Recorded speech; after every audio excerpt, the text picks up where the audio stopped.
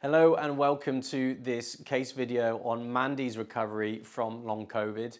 If you haven't met me before, my name is Jamie. I'm a doctor of chiropractic as well as functional medicine practitioner with IFM. In these case videos, you'll be able to get a little bit of a sneak preview and look behind the scenes and what we do in functional medicine and really how we approach someone with something like long COVID or another chronic complex issue. A lot of people, it seems, are fairly confused and don't have a good idea of really what functional medicine is and what we do. So this video will help you to really get an insight on what that happens with that process. This journey I'm about to share is obviously very individual to Mandy. So maybe your circumstances are slightly different, but you should find some things actually do relate as well, which you can apply to your own circumstance. One thing you'll see is that there's rarely one thing causing the problem.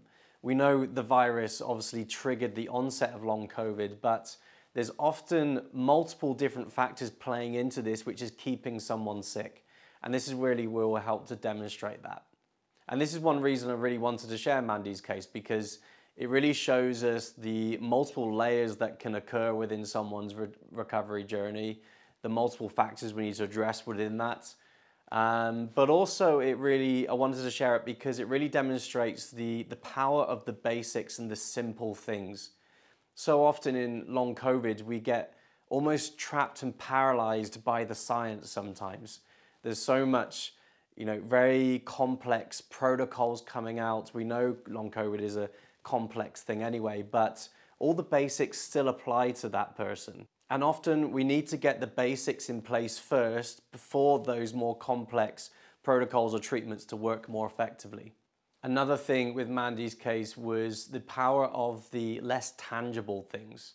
Things like mindset, adopting a much more positive point of view, identifying when self-sabotage was occurring and being over-analytical about the situation, which was actually keeping her trapped and paralyzed within the situation. So it became less of a journey of fixing a problem, but more about actually transformation into something more positive. And that was a really powerful aspect to her recovery.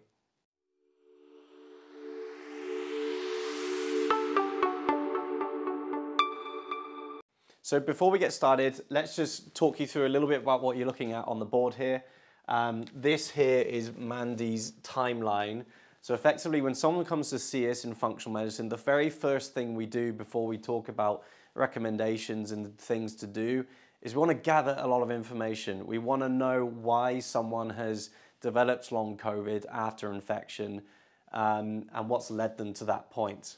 And there's always reasons why. If we take the time to look back at their history, at their life, we'll start to see things that have accumulated which set them up for a poor response to the infection.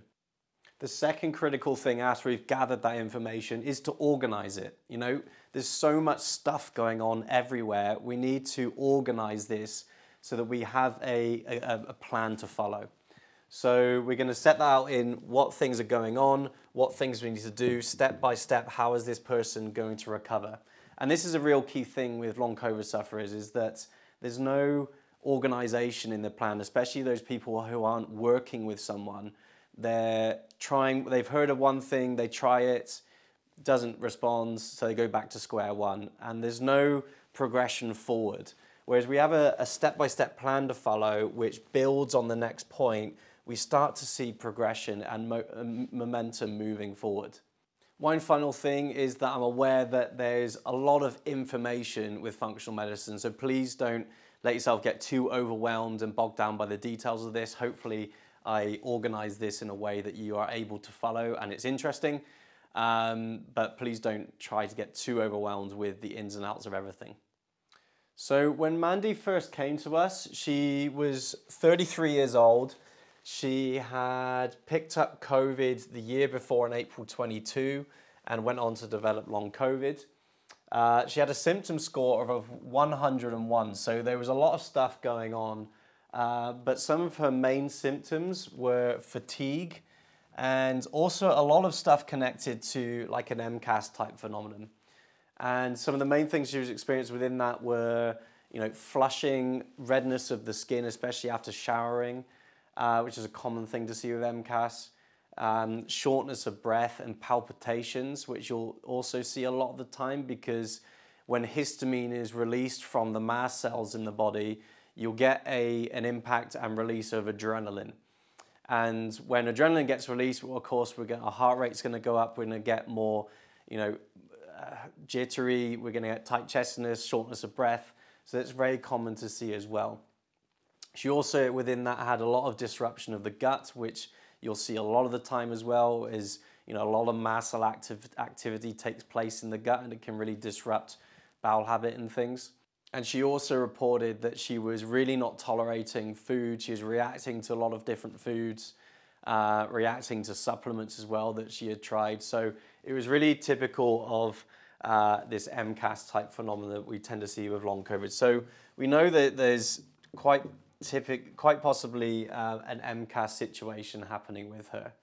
She also was experiencing quite a lot of cognitive symptoms, such as depression, anxiety. And you do see this with MCAS as well, because histamine itself is very neuroactive. It can act on the nervous system, the brain, and initiate symptoms there. So it's probably related to that factor as well, in addition to systemic inflammation, which can drive cognitive issues as well. But another thing she was getting was a lot of things that were suggested of like allergy type stuff. Of course, MCAS and histamine has this sort of almost allergy presentation, but she had a lot of like itchy eyes, itchy ears, sinus issues. So it made us think a little bit whether there was any allergy stuff going on, whether that was to food, or maybe there is an environmental thing occurring, which we tend to think of a lot, especially when there's respiratory type symptoms. She was also getting a lot of coughing. So perhaps there is an inhalant trigger for some of her symptoms as well. Another real key symptom she was getting was just a lot of generalized pain around the body and stiffness.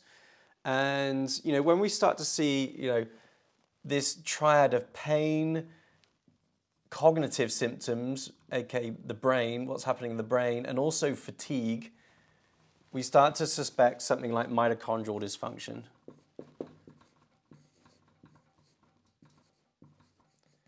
And the reason for that is because the nervous system requires a lot of energy to work. So when you're not getting good, efficient energy production, you'll start to see symptoms showing up with sensory abnormalities or pain in the brain, so cognitive issues, as well as fatigue. And then in addition to the flushing she had with the MCAS, she also was picking up and developing a lot of eczema. And when we start to see eczema, we automatically always think about what's happening in the gut. The skin is often a reflection of what's happening in the gut. So when we start to see symptoms there, that's really where we start to suspect abnormalities and imbalances within the gut, which may also be playing into the depression, anxiety, as we know that the gut-brain axis is obviously a really critical thing. For every signal going from your brain to your gut, there's about 7 going the other way. And that goes directly into the emotional centers of the brain. So when we have issues and inflammation kicking off in the gut, we're going to get signals of danger going straight up into the emotional centers of the brain. So depression, anxiety can often be stemmed from issues in the gut. So already from her presenting symptoms, we can start to make sense a little bit about what's going on here and a bit of an action list from that. And this is the real key thing with long COVID. We need to get away from this label of long COVID and look at the specific things happening within the individual, because it manifests in different ways in different people. And there's no single entity of long COVID. Everybody is different. So for one person, there's a much more autoimmune type mechanism going on. For another person, there's a lot more MCAS type stuff going on. For another person, it's much more neurological or cognitive. So we really need to take an individual approach to each person with this. So the next question we need to ask is why? Why has Mandy developed these issues? Why has she got all this going on? And what is contributing to it? So the first thing, if you have MCAS going on, and there's evidence of allergies, there's always going to keep switching on that histamine response, right? So we really want to take a closer look at things like food, as well as possible environmental triggers as well. And in questioning Mandy a little bit more about her diet, it was clear that we needed to, really build food up from the ground. Her breakfast was typically a slice of ham with bread. Lunch was some chips or fries if you're in the States. And dinner was chicken. And really that was it. So we knew we had a lot of work to do on the food front, which was going to make her better. And this applies to what I said, it's like some of the basics are the most powerful things. So we can expect if she's going to start eating better, she's going to start feeling better. And we could have jumped into doing, food allergy panels, food sensitivity panels straight away. Maybe this is a true allergy going on, but maybe it's actually just a dysfunctional immune system because it's reacting to the really crap food going in, the trans fats, the processed refined carbs, the sugar. And maybe that's enough to be triggering these symptoms that someone's getting. So it makes sense to do the basics first and clean up and then see what you're left with. In terms of environmental things, she denied being exposed to anything she knew of at the moment, but she had a history of some mold exposures around ages just before 26 and just before a year before she got COVID. So there's a potential for maybe something like mold or perhaps some ongoing mycotoxin problems resulting from these past issues. So we're going to put that on our list as well of things to consider over time. But when we start looking back further through Mandy's timeline, we see accumulation of things which really make sense of immune dysfunction. So from birth in childhood, she had a lot of sugar in the diet, and we can see how that was really reflected in her health. From an early age, she had bleeding gums, gingivitis, and then developing tooth infections later on. So likely it was driven by high excess sugar. And we know when there's a lot of sugar, obviously that relates to her diet, and she had a sweet tooth ongoing at the moment. But we know that impacts the gut a lot, because when you're ingesting a lot of sugar, that tends to attract more things like candida and fungus. So there's perhaps some opportunistic species that need to be addressed to rebalance the gut, like candida. And for someone with a lot of MCAS, the gut's really critical because 70% of the immune system hangs out in the gut, especially a lot of mast cells as well.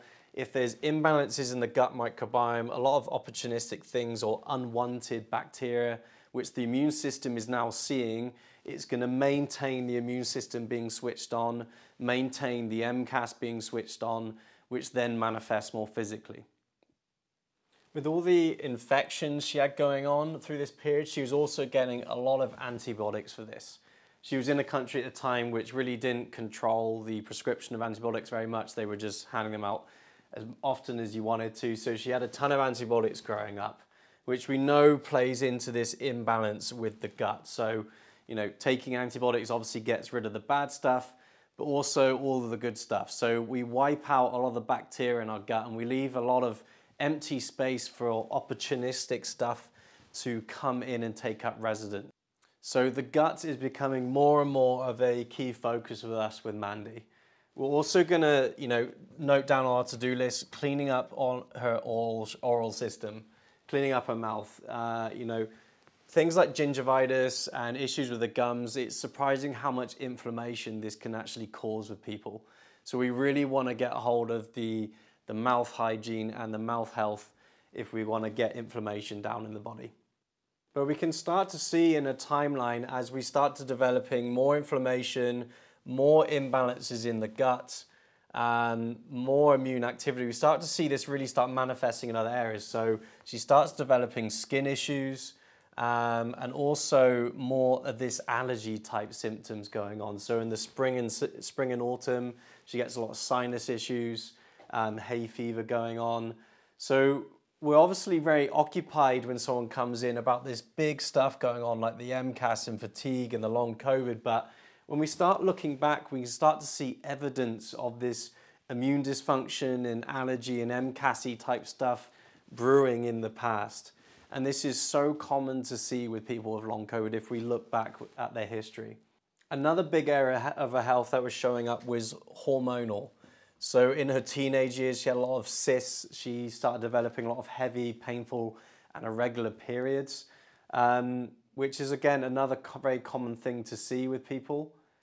When there's a lot of inflammation taking place, when there's a lot of sugar in the diet and problems with insulin, that will really disrupt hormone balance. And particularly in women, you start to see this development of estrogen dominance.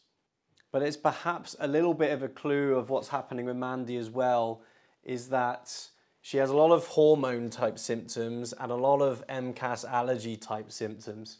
And the connection between those things are methylation. Because we know to break down histamine in the body, you need methyl groups. To break down estrogen in the body, you need methyl groups. So when you see both of those circumstances present, it can give an indication of a genetic thing going on. And it's something we need to look into. Another big thing for Mandy was her sense of fulfillment and purpose in life. She moved to the UK around 26, was working in a warehouse which she found really physically demanding and draining. She was really dependent on sugar to get her through her days while she was working there as well, and she just felt flat in life. And this is the thing with fatigue. There can be very physical things that can drive fatigue. A lot of inflammation drives fatigue, can drive the mitochondrial dysfunction. But if we are not happy with our life, it can be a real drain on our energy. So we have to have an open mind to someone when they approach us with fatigue issues. But it's an important aspect to this case in particular because we need a reason, something for Mandy to aim towards as she comes out of this sickness state. She wants to almost recreate some form of a better life than it was from before for her to aim towards. So fulfillment and purpose is a big thing for her. So as you can see, there's a lot to this, and it's not just about the virus. There's a reason why someone has developed long COVID and responded negatively to that, and there's often multiple things mediating the condition forward which need to be removed to allow the immune system to rebalance, reset, and for people to get better again.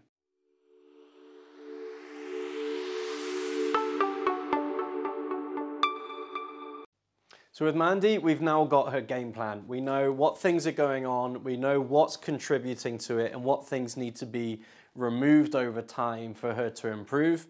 So we went forward with working with her over a few months, and in between the space of February and September, she went from a symptom score of 101 down to 16. So she really did well.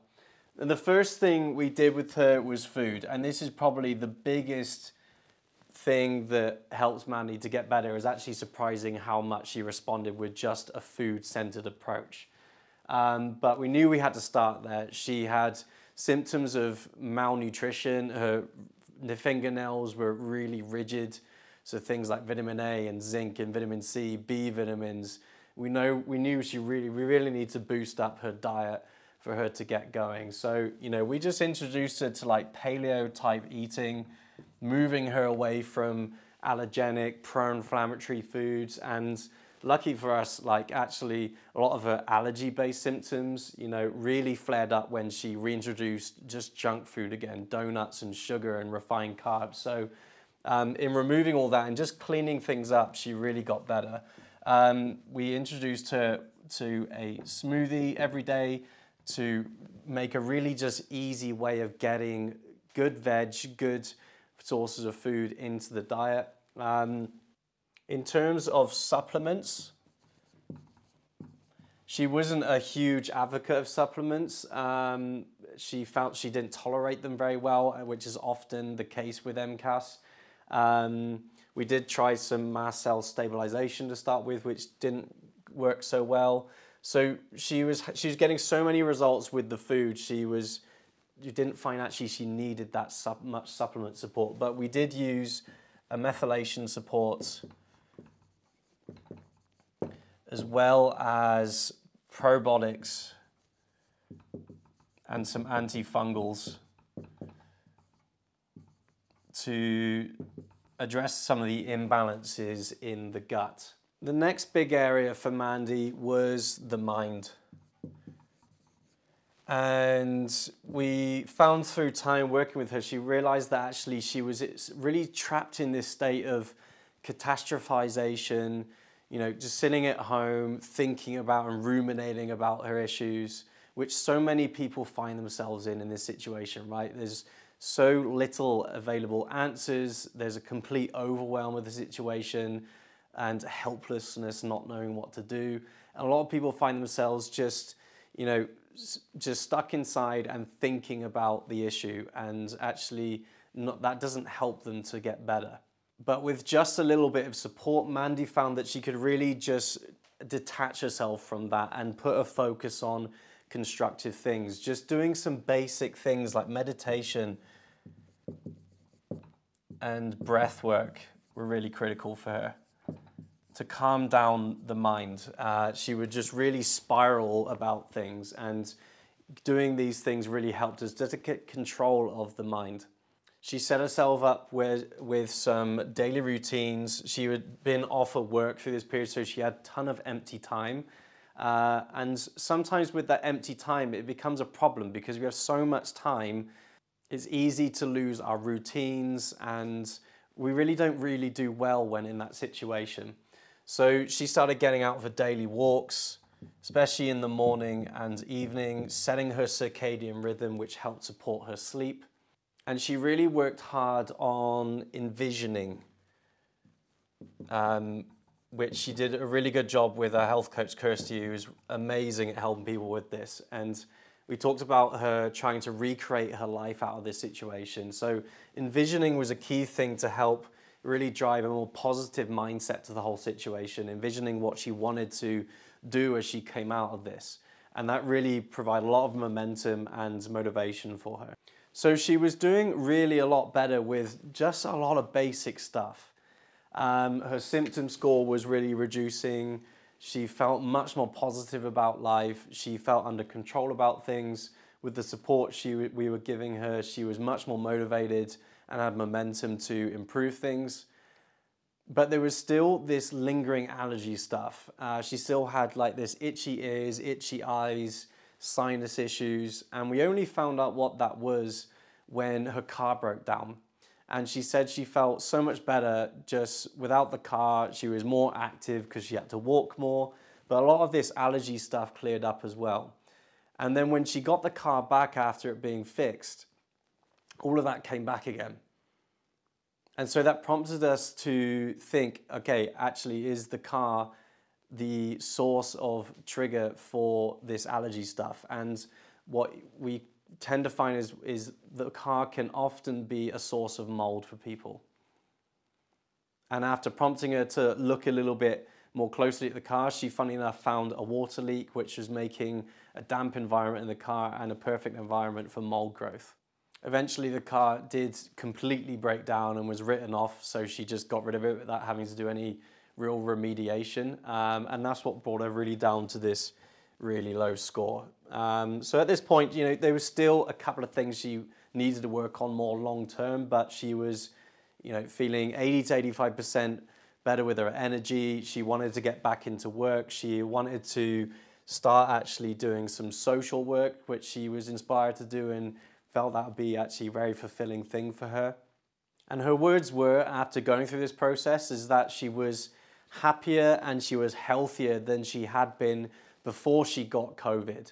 So we can just see how this can be a real positive transformational journey for someone if they get the support they need, the guidance they need to move their life forward. So hopefully you got a lot of value in going through Mandy's journey with me. Hopefully that demonstrates that you can get better from this, and you can get better with actually a lot of the basics. And if your situation is more complex, a lot of the basics still do apply. But if you want us to do a comprehensive workup like this, create your timeline, help you to understand, why this has happened, what things are contributing to it, please do contact us by our website or stay tuned for more, and we'll be releasing a lot more content on patient journeys as well as theoretical content as well.